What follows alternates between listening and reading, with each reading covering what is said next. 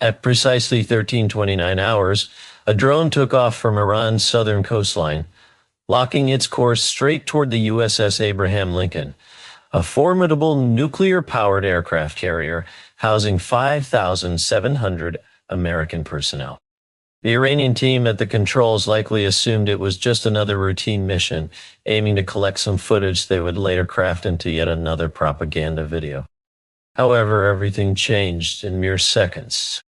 Unbeknownst to the drone's operators, an F-35C stealth fighter from the main fighter attack Squadron 314, known as the Black Knights, was already maneuvering silently from behind and above the drone on an intercept course.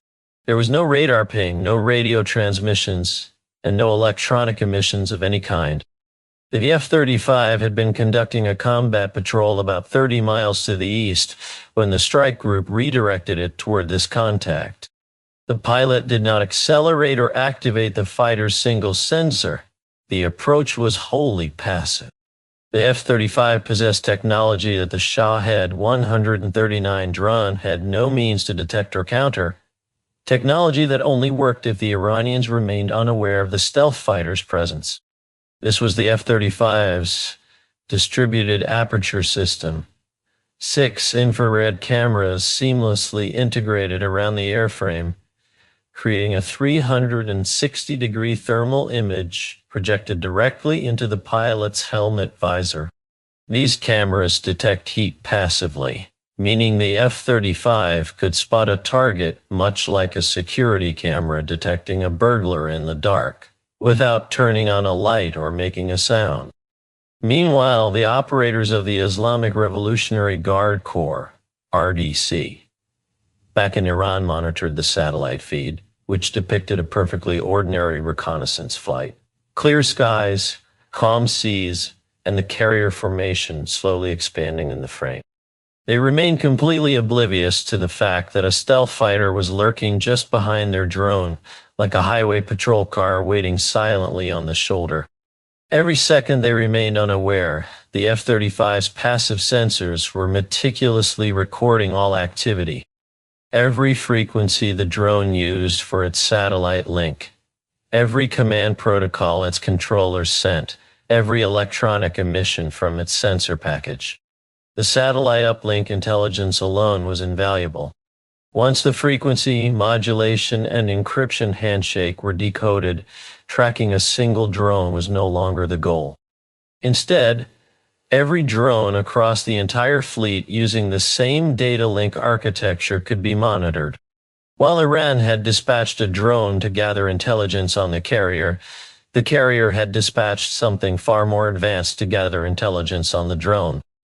By 1334, the F-35 pilot had closed the distance enough to employ the fighter's electro-optical targeting system, a high-resolution infrared and optical camera nestled under the nose, capable of resolving detailed imagery of the drone. This gave the strike group information that the E-20 Hawkeye, orbiting 25,000 feet high and 50 miles away, could not provide: a close-up view of the drone's weapon hardpoints. The pilot's report to the carrier confirmed the drone was a Shahed 139, but its hardpoint configuration remained ambiguous. There appeared to be possible missile rails, yet no definitive identification of weapon. Far from simplifying the commander's task, this only complicated matters. The Shahed 139 was not just any disposable kamikaze-style Shahed 136 drone. It represented Iran's most sophisticated attempt, essentially their version of a Predator drone, a full-sized reconnaissance platform with a range of 2,000 kilometers, launched deep within Iranian territory, where the operators enjoyed complete control. The drone was untouchable. Its hardpoints could carry up to 4 guided missiles, camera pods, or sensor packages. If it had a confirmed weapons load, the decision would be straightforward. An armed drone incoming means shoot it down. On the other hand, if it was an empty airframe, it would be a simple surveillance flight to keep monitoring and let it go. But what the pilot was describing wasn't so black and white. This drone existed in the gray zone between those extremes. inching closer, about the length of a football field. Every second, the Navy hesitated to engage it. Meanwhile, the Hawkeye Airborne Early Warning Aircraft had pushed the target information into the Cooperative Engagement Capability, CC, a network that links every ship and aircraft within the strike group into a single, shared tactical picture. This means when one sensor detects a target, all the weapon systems in the formation can lock on and engage automatically. 3 Arleigh-Burke-class destroyers escorting the USS Abraham Lincoln were ready, having locked their fire control solutions on the drone, which was moving at the speed of highway traffic. These warships were designed to intercept ballistic missiles traveling at Mach 8, so aiming their firepower at a slow-moving Shahed 139 drone was like directing a fire hose at a candle flame. But the ship's computers don't weigh proportionality. They merely execute calculations and stand by, ready to fire. The firepower was primed. The decision to pull the trigger, however, wasn't. Iran had every legal right to fly the drone in international airspace. Nuclear negotiations were scheduled just 3 days ahead. Downing a surveillance drone before those talks could grant Iran exactly the grievance it sought, a propaganda victory and a legitimate pretext to abandon the negotiations while claiming the moral high ground. Yet, not shooting it down meant Iranian cameras were refining their images of the carrier with every kilometer the drone advanced. Somewhere between these stark options lay the narrow margin in which the commander needed to make a split-second choice, one that would either safeguard his ship or hand Iran a geopolitical advantage mere days before the most critical diplomatic talks of the year. This was not the Navy's first brush with such a dilemma. Back in 2016, the USS Harry S. Truman faced a similar threat when a Shahed 121 drone buzzed its flight deck. The Navy chose to stand down. Iran seized that moment to boast for months that it could surveil the U.S. fleet at will, proudly releasing footage on state media like a trophy. The repercussions of that decision rippled through U.S. Central Command for a decade. This commander had no intention of repeating history. Now time was ticking in 2 directions. Every second the F-35 shadowed the Shahed 139. Its advanced passive sensors were gathering a more detailed electronic profile, capturing satellite frequencies, encryption patterns, and command protocols. This intelligence would empower the entire U.S. fleet to identify and track any Shahed 139 Iran deployed for years to come. Removing the drone early would waste this valuable data-gathering opportunity. But every second that waited meant the drone closed an additional 42 meters toward nearly 6,000 American lives aboard the carrier and its escorts. At its current speed, the Shahed 139 would breach the resolution threshold in less than 4 minutes, meaning that every frame of footage captured afterward would be operationally significant, revealing flight deck layouts, aircraft positions, defensive configurations, and other critical details of the carrier's operations. The F-35 had been shadowing the target for nearly 5 minutes, enough time to gather an intricate electronic fingerprint. This intelligence trove would keep us analysts occupied for months, unraveling secrets embedded in those fleeting moments. The operator faced a dilemma: keep waiting to confirm if the contact was hostile, or act now. Waiting risked never truly knowing until a missile launched from the rails, potentially too late to react. The previous precedent involving the USS Truman ended with an overflying drone and Iran scoring a propaganda victory. But this commander envisioned a different outcome. Authorization was swiftly communicated down the chain of command and across the tactical network with 2 decisive words: weapons free. The F-35 pilot didn't need any elaborate maneuvers or radar locks. The Annex Block II Sidewinder missile, equipped with an advanced imaging infrared seeker, had already locked onto the Shahed 139 drone's heat signature for minutes. The seeker could distinguish the engine exhaust, the warm wings, and the propeller disc glowing in contrast to the cold ocean air. One squeeze of the trigger unleashed the missile from its rail at almost Mach 3 DD. This seeker was engineered to lock onto agile fighters pulling 9GS to pick them out from behind decoy flares against complex clutter, even shrouded by the sun's glare. Yet here it was, locking onto a slow, propeller-driven drone flying in a straight line, with no countermeasures, no jammers, and zero capacity to evade. Sending a Sidewinder after a Shahed 139 was like sending a cheetah after a house cat. The outcome was never in doubt. Back in Thran, the live satellite feed suddenly cut to static mid-frame. 1 second the carrier grew prominently in view. The next, nothing but blank noise. The Tasnim news agency later reported losing contact during a routine surveillance mission.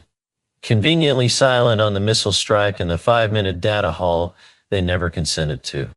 Yet as US intelligence painstakingly decrypted the drone's satellite uplink, a revealing discovery emerged. Hidden inside the drone's command protocols were coordination timestamps, synchronized precisely, down to the minute, with a separate operation occurring just 500 meters away. This was no simple reconnaissance mission. Iran hadn't deployed the drone merely to spy on the carrier. They had sent it as a distraction. And by eliminating it, the F-35 had just stolen irrefutable proof of their true intentions. At 1338 hours, mere minutes after the Sidewinder shattered the Shahed 139 into debris, 6 fast attack craft appeared on the Stena Imperative's bridge radar. Approaching at 40 knots from the Iranian coast, the tanker was 3 miles into the Strait of Hormuz, progressing at 15 knots. This gave it roughly 24 minutes of exposure before reaching open water. The Iranian Revolutionary Guard Corps needed less than 15 minutes to close that gap. By 1339, bridge personnel locked onto the terrifying reality.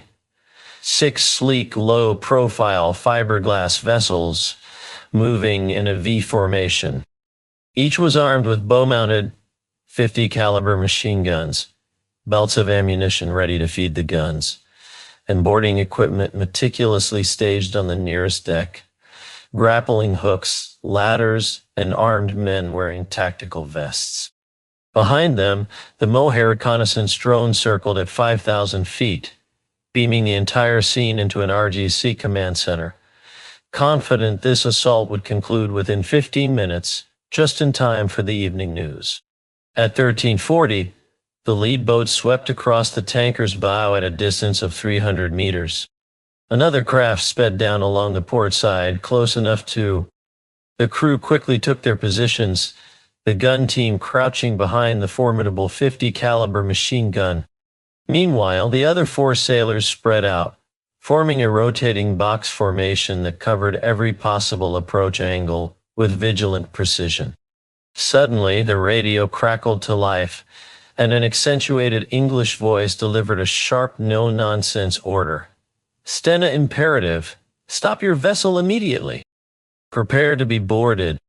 This was no random encounter.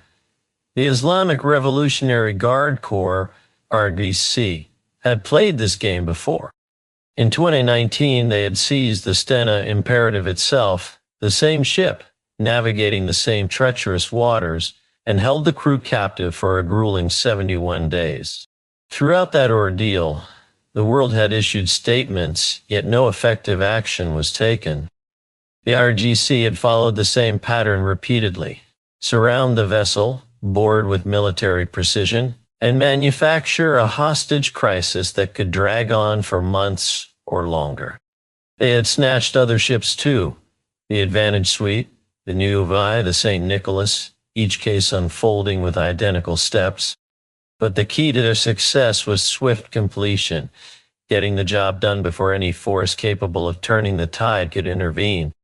At 1341, the Stena Imperative's captain did exactly what merchant captains in these piracy-prone waters are trained to do. He pushed the ship to full power and fought back fiercely. Powerful fire hoses, pressurized to 120 pounds per square inch, and capable of knocking a man off his feet from 30 meters away, unleashed torrents of water over the sides of the tanker. Crew members aimed these high-pressure streams at any vessels daring to approach. The helmsman swung the rudder hard to port, and then to starboard, creating a turbulent, churning wake behind the ship that turned any boarding attempt into a perilous rodeo for the attackers trying to steady their boats and throw grappling hooks. Simultaneously, the captain keyed the radio on channel 16th, issuing a desperate call. Mayday! Mayday!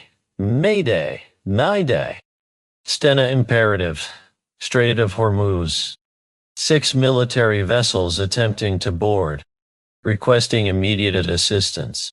The tanker hammered forward at 15 knots, struggling against boats capable of 50 knots. Running didn't guarantee escape. It was a tactic to keep moving while hoping that someone might be near enough to hear the distress call and respond immediately. By 1343, the IRGC vessels tightened their deadly circle. On the lead boat, an Iranian crewman launched a grappling hook toward the deck rail of the Stena Imperative, but it bounced off harmlessly and splashed into the roiling wake as the tanker executed another evasive maneuver. Another IRGC boat tried to approach along the port quarter, but was met with a fierce blast of water from the fire hoses aimed directly at its wheelhouse at close range. The boat was forced to break off, circle around, and come at them again. These were battle-hardened crews. They knew a fire hose wouldn't stop them for long, but every second it bought was precious. The critical question was, how much time could the tanker's crew buy? The IRGC likely needed only about 5 more minutes to get a boarding team over the rail. The Stena Imperative's hope was that help with far greater firepower would arrive before those minutes ran out. The IRGC's moves weren't reckless. They were calculated and timed to perfection. Earlier that morning, the USS Lincoln had been occupied dealing with a drone threat, with debris now scattered across the Arabian Sea. To cover 500 miles at full afterburner, a Super Hornet requires roughly an hour. Meanwhile, the IRGC attack boats needed less than 15 minutes to close in. This meant that by the time carrier aircraft could arrive on scene, the tanker could already be under Iranian control. Such a scenario would give Tehran significant leverage with an American crude oil vessel, right before nuclear talks scheduled a mere 3 days later. The logic was sound, but only if the aircraft carrier was the sole American capability within range. It wasn't. By 1344, the guided missile destroyer USS McFall had accelerated to flank speed, coming in from 12 nautical miles southeast. Its presence was a game-changing factor. The McFall had been tracking the tension closely and was ready to respond with lethal force if necessary. The U.S. Navy had learned a hard lesson from the humiliation of the Stena Imperial incident in 2019. After that seizure, the U.S. Central Command CENTCOM began a new approach, rotating destroyers through the Strait of Hormuz independently, regardless of the whereabouts of the nearest aircraft carrier. This strategy was designed so that any attempt to board a vessel in the strait would be confronted by a powerful warship rather than just a press release. The USS McFall had been closely shadowing every friendly merchant vessel in the region for several weeks. Traveling at over 30 knots, she was about 20 minutes away from the tanker under threat. At the 12-mile mark, McFall was already well within the range of her formidable Mk-45 5-inch gun, capable of firing 70-pound guided projectiles every 3.75 seconds, with a maximum reach of 13 nautical miles. The crew could have opened fire on the Iranian Revolutionary Guard Corps, IRGC, boats harassing the tanker minutes earlier, but they held back. Destroying 6 IRGC boats outright would have handed Iran exactly the confrontation it wanted, a justification to close the Strait of Hormuz and send oil prices soaring to $200 a barrel. By allowing the patrol boats to retreat empty-handed, the U.S. denied Iran the provocational victory. However, This tactic hinged on the IRGC vessels deciding to withdraw on their own. At 13:45 on Channel 16, the same frequency the tanker had sent its distress call. The frequency crackled with a new voice, speaking clear American English. IRGC vessels harassing merchant shipping in the Strait of Hormuz. This is a United States Navy warship. You are conducting hostile action against a vessel under U.S. Navy escort. Break off immediately and return to port. On the bridge of the Stena imperative, the tanker's captain heard the transmission and understood its implications instantly.